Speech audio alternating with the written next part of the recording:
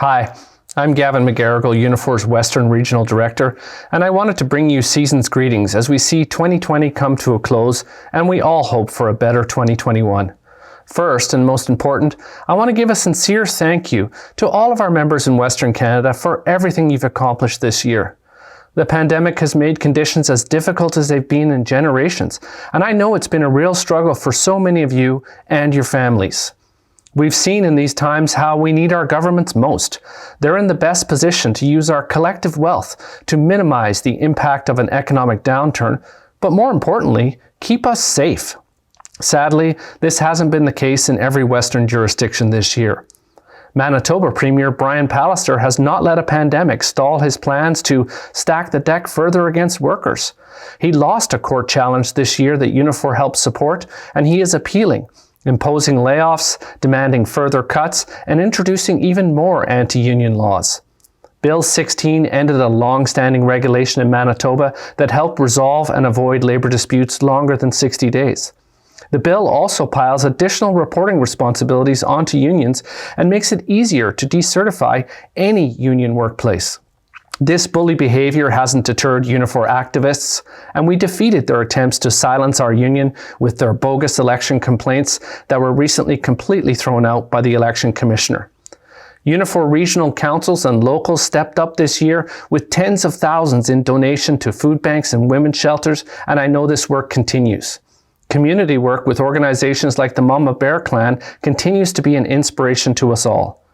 Next door in Saskatchewan, 2020 has also been a challenging year for workers. I'd like to give a special nod to the Unifor members who were so active during the provincial election. Your commitment and enthusiasm made us all proud. But re-elected Conservative Premier Scott Moe has continued with his favorite policy, inaction. He was satisfied to be invisible during one of the province's longest lockouts at the Co-op refinery. Now, with a pandemic raging, Moe's inaction strikes again and threatens families province-wide.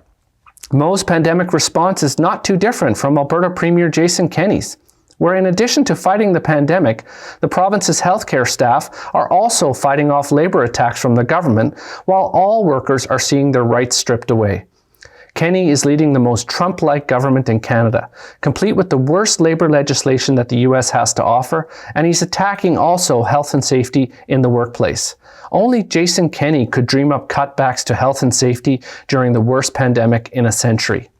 Unifor activists have shown incredible determination, though, in a growing fight back against attacks on both their union's free speech, and the fight will only continue to grow stronger.